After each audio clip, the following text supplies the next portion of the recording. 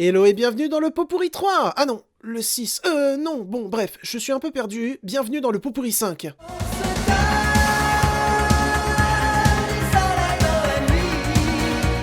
Et je vais commencer par te parler de Black Phone 2, réalisé par Scott Derrickson. Vengeance is mine. Avant toute chose, je tiens à dire que j'ai toujours été intrigué par le cinéma de Scott Derrickson, et plus particulièrement quand il s'aventurait dans des récits horrifiques. Je vais pas vous le cacher, Sinister fait partie de mes madeleines de Proust dans le genre épouvante-horreur. Encore aujourd'hui, je le considère comme un chef-d'œuvre et comme le meilleur film de son auteur. C'est donc tout naturellement qu'après que Scott Derrickson se soit aventuré dans l'univers Marvel pour un résultat sympathique sans plus, que je me suis replongé avec lui dans son genre de prédilection avec Black Phone, premier du nom. Un long métrage, je dois le dire, qui ne me fascine que trop peu, la faute à un Scott Derrickson beaucoup trop sage, restant beaucoup trop en surface d'un univers qui pourtant, de base, promettait beaucoup dans sa complexité. Mais, vous commencez à me connaître, je ne suis pas défaitiste. C'est alors que je me suis rendu en salle pour découvrir Black Phone 2, et alors qu'est-ce qu'il en retourne ? Il en retourne que c'est bien plus sympathique mon Scott, bravo champion !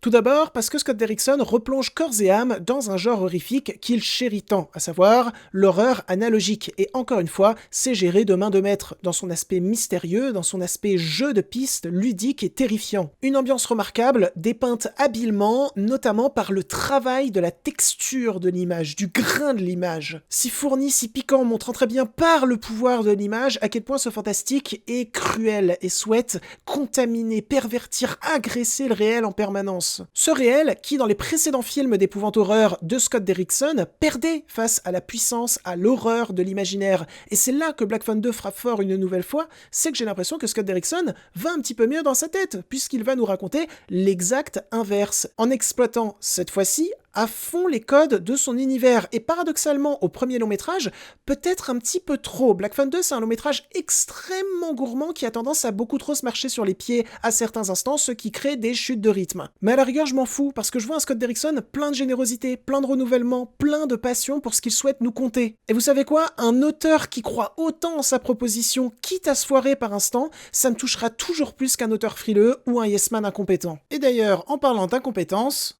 Dinner's ready. Mom? Hey, Mom. Mom? Fermez vos gueules! Fermez vos gueules, pitié. Joyeux Noël, maman. Un titre tout pourri pour un film au fond tout pourri et au visuel tout pourri. Et oui les amis, ne vous faites pas avoir par cette affiche aux couleurs et à la composition cocooning, car Joyeux Noël, maman n'est pas un film.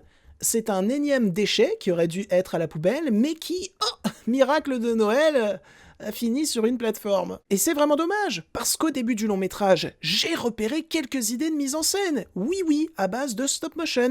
Et je me suis dit, bah let's go, on va l'avoir notre film de Noël cocooning et bien fait en 2025. Sauf que non.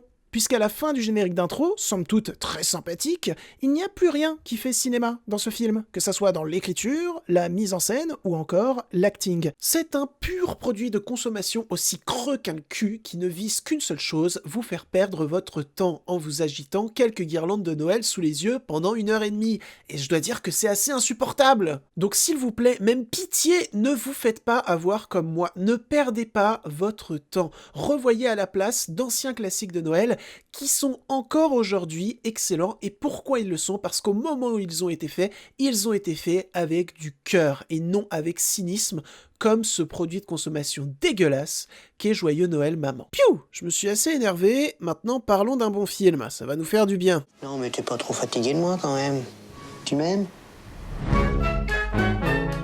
Striptease intégral, un film de Jean Libon, Clémentine Biziot, Régine Dubois, Stéphanie de Smet, Mathilde Blanc et Yves Inan. Ça en fait du monde, mais devinez quoi, ça en fait du monde pour un excellent documentaire. Car son dispositif, faussement simple, regorge d'efficacité pour dépeindre une société composée d'êtres obsédés par leurs reflets et n'essayant que trop peu de s'aventurer derrière le miroir. C'est alors que dans ces nombreux univers narcissiques surviennent de sublimes fêlures, portant en elles malgré nos trajectoires semblant immuables, ce qui fait de nous avant tout des êtres humains dotés de complexité, de doute et d'amour. L'œuvre lutte contre les préjugés, les premières lectures que l'on peut tous faire sur une personne ou sur un milieu, sans penser au parcours du tout pour en arriver à ce point clé. Striptease intégral se veut plus comme un récit rassembleur que diviseur. En témoigne sa première conclusion, plan séquence étonnant nous rappelant dans un premier temps ludique à tous et toutes notre construction intrinsèque identique et dans un deuxième, plus froid ainsi que fataliste, que nous allons tous finir de la même manière, peu importe nos parcours de vie, nos obsessions pour contrer l'authentique. Un documentaire saisissant à découvrir de toute urgence. August 15th. Trust me, that is a day that Pico Mundo will never forget. Mon Dieu! Mon Stéphane Sommers que j'aime pour La Momie. Qu'est-ce qui s'est passé? Je dois vous avouer qu'après avoir vu le long métrage, je suis assez perplexe de voir qu'il n'est pas unanimement détesté. Tant, selon moi, le fond part continuellement dans tous les sens, sans savoir véritablement lequel emprunter pour capter intelligemment l'attention du spectateur. Tant les visuels, qui à certains instants ont une certaine ambition, je le reconnais, sont très souvent gâchés par un manque évident de budget, ce qui permet à toutes les idées du réalisateur de ne pas bien se développer. Et enfin, tant les émotions sont tellement poussées, appuyées, encastrées au fur et à mesure du récit que tu finis par ne plus rien prendre au sérieux, juste à assister à un naufrage nanardesque, pas si drôle que ça en finalité. Donc, je l'avoue, si vous faites partie de ceux ou celles qui ont bien apprécié Hot Thomas, n'hésitez pas à éclairer ma lanterne. Car franchement, actuellement, elle est bien éteinte, quoi. Maintenant, passons à l'un des meilleurs films de l'année. Les flocons de neige tombèrent peu à peu, et des tourbillons formèrent une figure qui conduisait le traîneau. C'était une grande et belle dame, la reine des neiges en personne. La Tour de Glace, réalisée par Lucille Adzihalilovic. J'espère avoir bien prononcé son prénom. Une grande œuvre de cinéma, selon moi, dépeignant de manière saisissante ce qu'est une véritable emprise.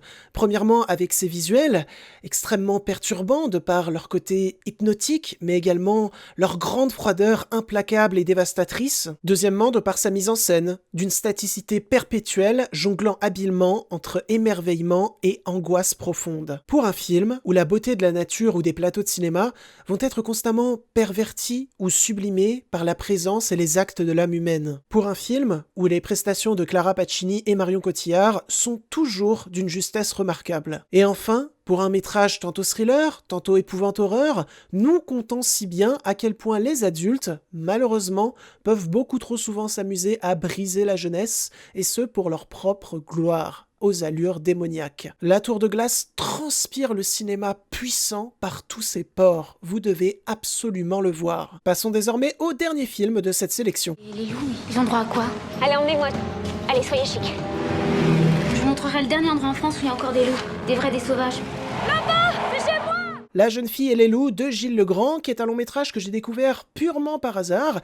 J'ai une certaine sympathie pour lui, même si foncièrement il n'est pas bon. La faute au fait que concernant son récit, il trahisse sa promesse de base pour finalement s'aventurer dans une sorte de conte moderne qui tantôt marche pas. Je pense que le véritable problème de l'œuvre, c'est qu'elle est malade de ses ambitions. Que ça soit en termes de récit, de décor, d'effets spéciaux ou même de casting, il y a une vraie volonté de montrer un certain savoir-faire à la française, de retourner un certain cinéma français ancien. Sauf que c'est toujours trop gourmand et mal digéré, ce qui fait qu'on se retrouve face à un film hybride, non pas désagréable dans son ambiance ou dans ses thématiques, mais qui malheureusement ne nous laissera pas un souvenir de cinéma profondément marquant.